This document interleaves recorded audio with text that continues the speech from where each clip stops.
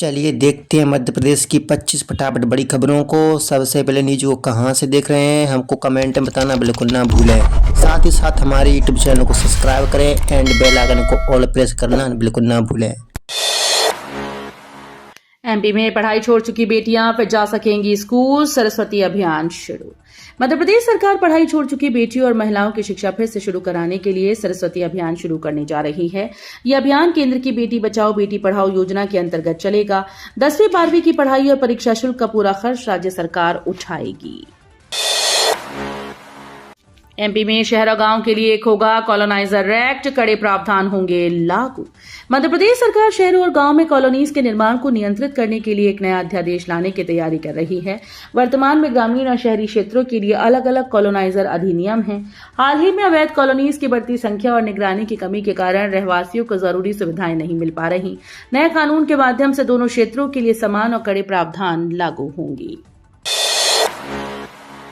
बड़नगर को मिलेगा मेट्रोपॉलिटन दर्जा। नई खेड़ी नागदा रतलाम मार्ग से रतलाम 40 किलोमीटर करीब।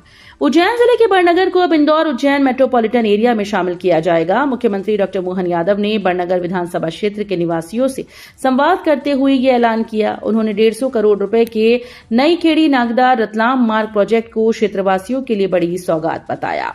इस मार्ग के पूरा होने के बाद रतलाम की दूरी 40 किलोमीटर कम हो जाएगी। बड़नगर वासियों ने मुख्यमंत्री का स्वागत साफा और गजमाला पहनाकर किया। सीएम डॉक्टर मोहन यादव का स्पष्ट संदेश, बेहतर काम करने वाले कलेक्टर्स को फील्ड में रखा जाएगा। मध्य प्रदेश के संभावित प्रशासनिक सर्जरी के पहले मुख्यमंत्री डॉक्टर मोहन यादव ने कलेक्टर्स को स्पष्ट संदेश दिया है। उन्होंने कहा कि जो अधिकारी बेहतर प्रदर्शन और परिणाम देंगे उन्हें ही फील्ड में बनाए रखा जाएगा। मंत्रालय में एसीएस और पीएस के 7 विभागों की समीक्षा के बाद सीएम ने वीडियो कॉन्फ्रेंसिंग के जरिए कलेक्टर्स से संवाद किया। डॉक्टर यादव ने कहा कि समय पालन और कार्य में कोताही बरतने पर बीते दिनों की तरह जिला स्तर पर भी औचक निरीक्षण किया जाएगा। एमपी में महापौर निधि पर रोक, अब वार्ड में सीधे काम नहीं कर पाएंगे मेयर। मध्य प्रदेश सरकार ने महापौर निधि से होने वाले कामों पर रोक लगा दी। इंदौर में हर साल करीब 10 करोड़ रुपए की लागत से महापौर निधि से काम होते थे। राज्य शासन ने आदेश जारी कर स्पष्ट किया कि निगम के अधिनियम में बजट में महापौर निधि का कोई प्रावधान नहीं है। अब महापौर किसी भी वार्ड में सीधे काम नहीं कर पाएंगे। तपोवन नर्सरी में 13 लाख पौधे तैयार, लुप्तप्राय प्रजातियों के संरक्षण की पहल।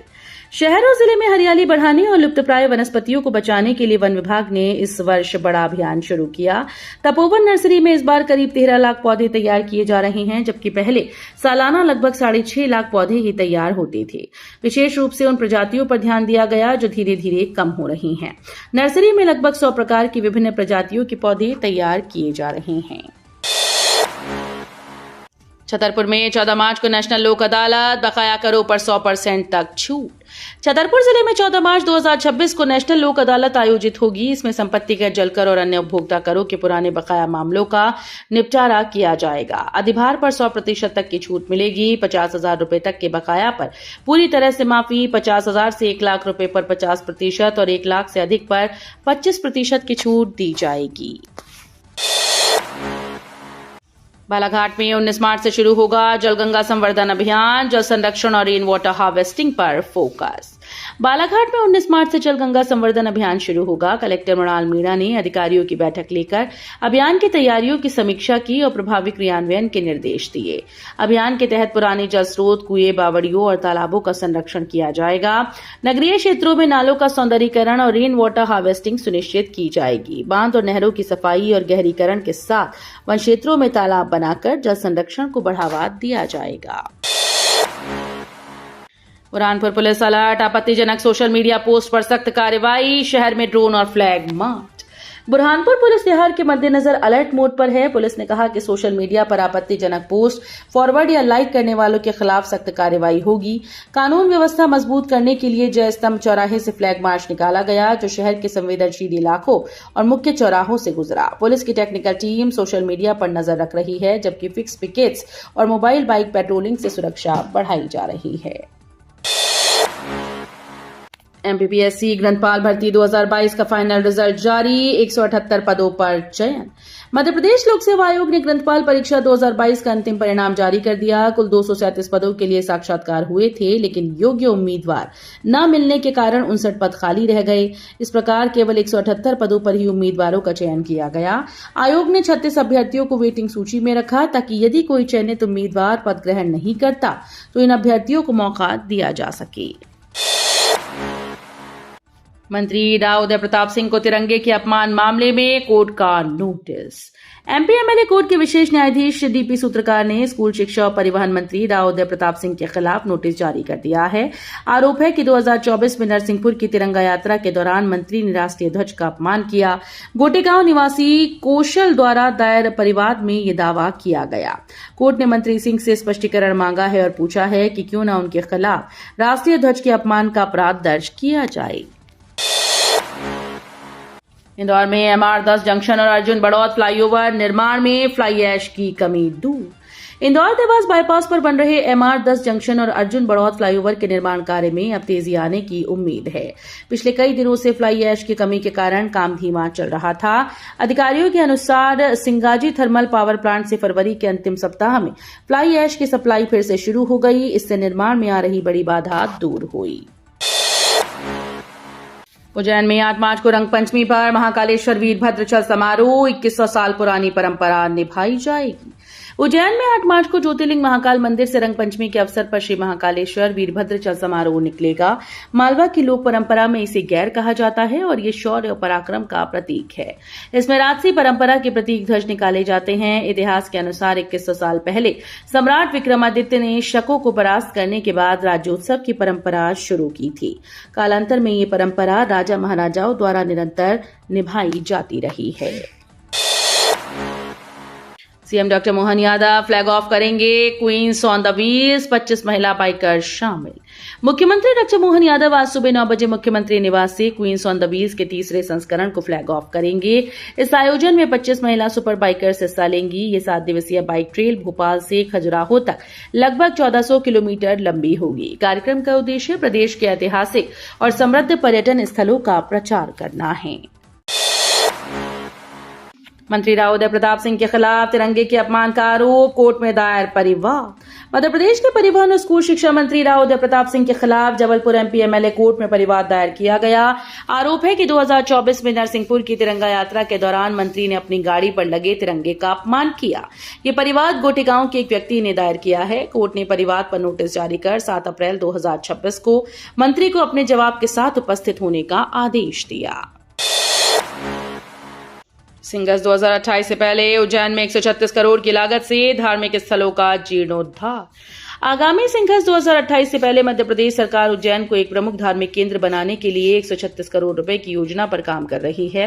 कलेक्टर रोशन कुमार सिंह ने बताया कि मंदिरों का जीर्णोद्धार पर्यटन को बढ़ावा और ऐतिहासिक स्थलों की जानकारी जन जन तक पहुंचाना इसका उद्देश्य है। परियोजना में 108 फीट ऊंची विराट मूर्ति गोमती कुंड का पुनर्निर्माण, AR/VR तकनीक से शिक्षा, डिजिटल गैलरी, लाइट और साउंड शो तथा पारंपरिक मालवा वास्तुकला का समावेश किया गया। युवाओं को पत्र लिखना सिखा रहा भारतीय डाक विभाग। भारतीय डाक विभाग युवा पीढ़ी को पत्र लेखन की कला से जोड़ने में जुटा है। आज भी पोस्ट कार्ड और अंतर्देशीय लेटर लिखने की परंपरा को जीवित रखने के लिए 9 से 15 वर्ष के छात्रों के लिए पत्र लेखन प्रतियोगिताओं का आयोजन किया जाता है। ये प्रतियोगिताएं राज्य स्तर से लेकर अंतर्राष्ट्रीय स्तर तक आयोजित होती हैं। छात्रों को उनके उत्कृष्ट लेखन के लिए नकद पुरस्कार और मेडल से सम्मानित किया जाता है। मांडव का जहाज महल जल संकट में, 700 कुओं के बावजूद सूखे की कगार पर। मध्य प्रदेश के मांडव का ऐतिहासिक जहाज महल अब पानी के बिना खड़ा है। गर्मियों की शुरुआत से ही महल के दोनों तालाबों का जलस्तर गिर गया, जिससे जहाज महल की तैरती हुई छवि खतरे में है। 15वीं सदी में कपूर तालाब और मुंजा तालाब के बीच बना ये महल अफगान, मुगल और हिंदू शैली का अद्भुत उदाहरण है। तालाबों के किनारे की जल संरचनाएं इसे और भी खास बनाती हैं। ईरान इजराइल युद्ध से खाड़ी में फंसी भारत की बासमती राइस की खेती। ईरान और इजराइल के बीच जारी युद्ध का असर अब भारत के बासमती चावल निर्यात पर पड़ रहा है। खाड़ी देशों के बंदरगाहों पर करीब 4 लाख टन बासमती चावल के कंसाइनमेंट फंसे हैं। राइस मिल मालिकों के अनुसार निर्यात रुकने और नई मांग न आने के कारण घरेलू बाजार में बासमती चावल की कीमतों में प्रति क्विंटल लगभग 1,000 रुपए तक की गिरावट आई है। जबलपुर में 5वीं और 8वीं की उत्तर पुस्तिकाओं का मूल्यांकन 15 मार्च तक पूरा होगा। जबलपुर जिले में कक्षा 5वीं और 8वीं की बोर्ड परीक्षाएं 28 फरवरी को समाप्त हो गई हैं। अब उत्तर पुस्तिकाओं का मूल्यांकन 6 मार्च से शुरू हो रहा है और इसे 15 मार्च तक पूरा करने का लक्ष्य रखा गया। इस साल करीब 65,000 छात्रों ने परीक्षा दी। जिले के 2,481 स्कूल को 63 क्लस्टर में विभाजित किया गया और 314 मूल्यांकन केंद्र बनाए गए। शिक्षकों की ड्यूटी तय हो चुकी है और बीआरसी स्तर पर यह सुनिश्चित किया जा रहा है कि हर विकासखंड की उत्तर पुस्तिकाएं सही केंद्रों पर भेजी जाएं। किसानों के लिए बड़ी राहत, गेहूं उपार्जन पंजीयन की तारीख बढ़ी। मध्य प्रदेश के किसानों के लिए खुशखबरी है। मुख्यमंत्री डॉक्टर मोहन यादव ने गेहूं उपार्जन के लिए पंजीयन की आखिरी तारीख को बढ़ाकर अब 10 मार्च कर दिया। जिन किसानों ने अब तक पंजीयन नहीं कराया उनके लिए एक बड़ी राहत है। समत्व भवन में किसान कल्याण योजनाओं की समीक्षा करते हुए सीएम ने कहा कि राज्य सरकार किसान कल्याण के लिए समर्पित भाव से काम कर रही है।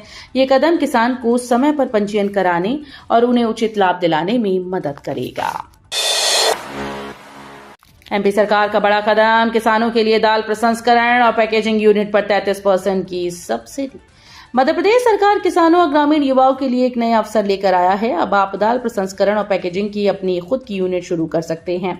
सरकार इस योजना के तहत 25 लाख रुपए तक का लोन उपलब्ध करा रही है, जिस पर 33% की सब्सिडी मिलेगी, यानी 8.25 लाख रुपए की सीधी बचत। कुल 55 यूनिट प्रदेश भर में स्थापित की जाएंगी। गुना की देवांगी मीणा ने यूपीएससी 2025 में हासिल की 236वीं रैंक, अब बनेंगी आईएएस।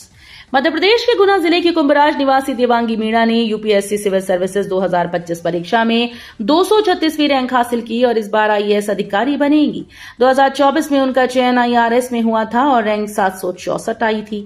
लगातार मेहनत और पढ़ाई के बाद इस बार उनका प्रदर्शन शानदार रहा। देवांगी अपने परिवार और मीणा समाज के लिए गर्व का कारण हैं। उनके पिता Leeladhar Meena national fertilizers limited में कार्यरत हैं।